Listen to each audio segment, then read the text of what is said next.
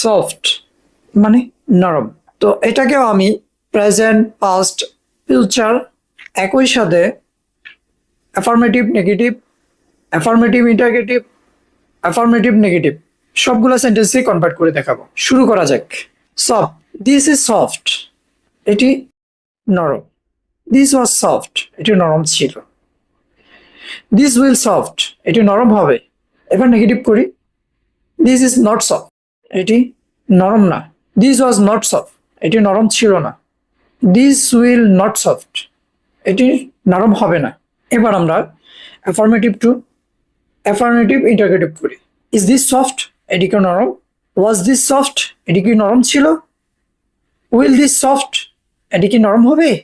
এরপর হলো negative and interrogative করি। ইটস দিস নট সফট, এটি কি নরম ছিল না? ওয়াজ নট দিস সফট, এটি কি নরম ছিল না? উইল নট দিস সফট, এটি কি নরম হবে না?